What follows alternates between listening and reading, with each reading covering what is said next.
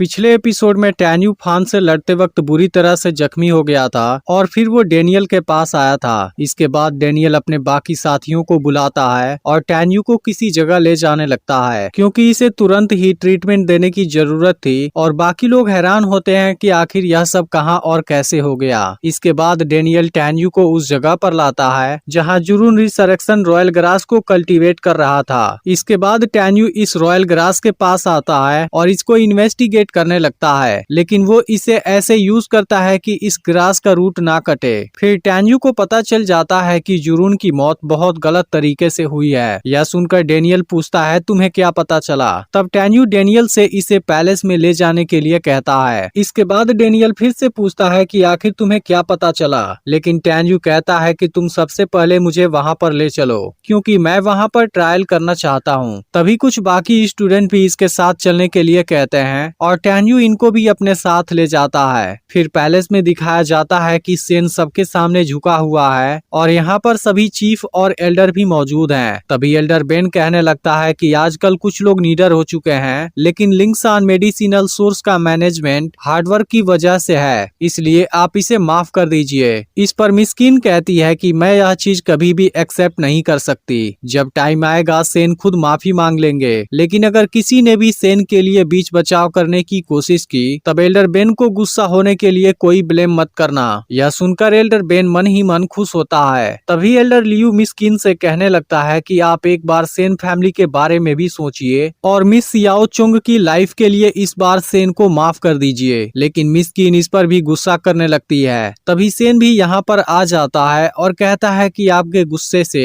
Elder Liu की जुबान फिसल गई थी, इसलिए आप इनको ब्लेम मत कीजिए। फिर सेन एल्डर लियू से कहता है कि गलत गलत है, इसलिए मैं मरने के लिए तैयार हूँ, लेकिन तुम अपने लिए मुसीबत खड़ी मत करो। तभी इसी वक्त ग्रेट एल्डर भी यहाँ पर आ जाते हैं और मिस्किन से अपने भाई की जान बचाने के लिए रिक्वेस्ट करते हैं। तब सेन ग्रेट एल्डर से कहता है कि आप मेरी चिंता मत कीजिए, लेकिन मेरे जाने के बाद आप सियाओ चुंग का ख्याल जरूर रखिएगा। इस पर ग्रेट एल्डर भी कहते हैं कि मैं इस बात को याद रखूंगा। तभी एल्डर बेन कहने लगता है कि अब कार्यवाही का समय हो गया है, लेकिन मिस्किन अब सेन के सामने अपना सिर झुकाती है, जिसको देख सेन हैरान होता है। फिर मिस्किन कहती है कि आप जैसे अच्छे इंसान को मरते वक्त मैं भी दुखी हूँ। तब सेन कहने लगता है कि सारी गलती तो मेरी है, लेकिन अगर मुझे फिर कभी मौका मिला तब मैं फिर से आपकी सेवा जरूर करना चाहूंगा और सेन फैमिली की निष्ठा पर कभी भी आंच नहीं आने दूंगा। इसके बाद सेन खुद को मारने के लिए तैयार हो जाता है और मिस्किन से अपना ख्याल रखने के लिए कहता है। इसके बाद सेन खुद को मारने के लिए अपनी तलवार भी निकाल लेता है, जिसको देख एल्डर बेन को काफी खुशी होती है, जबकि बाकी लोग इस चीज से बहुत दुखी थे।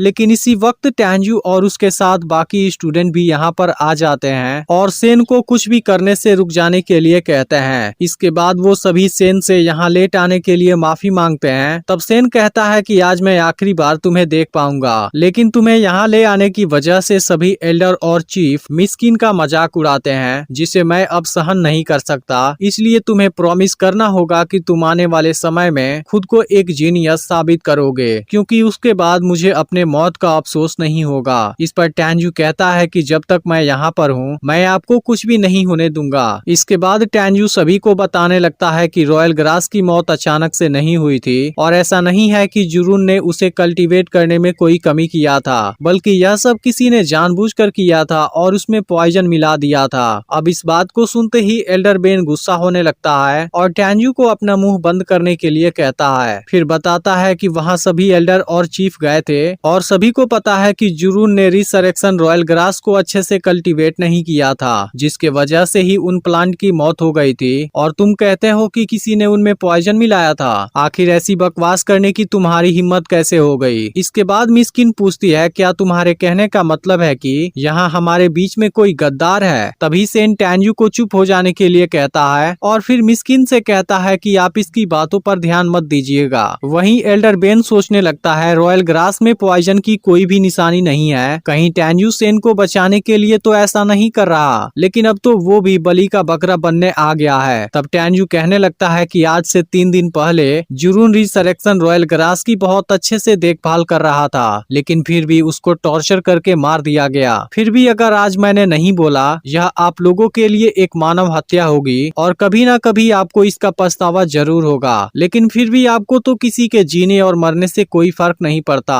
यह सुनते ही एल्डर लियू इस पर गुस्सा करते हैं। तब डेनियल और बाकी स्टूडेंट मिस्किन से रिक्वेस्ट करते हैं कि टैन्यू को अपनी पूरी बात कहने दी जाए। इस पर मिस्किन कहती है कि मैं तुम्हें केवल एक चांस दूंगी, लेकिन उसके बाद अगर तुमने अपना मुंह खोला तब एल्डर बेन के गुस्से के लिए तैयार रहना। और इसी के साथ एपिसोड एंड हो जाता है, जिसका अगला एपिसोड फ्राइडे को रिलीज होगा। लेकिन अगर आपने पिछला एपिसोड मिस कर दिया हो तब लेफ्ट वाली वीडियो को जरूर देख लेना।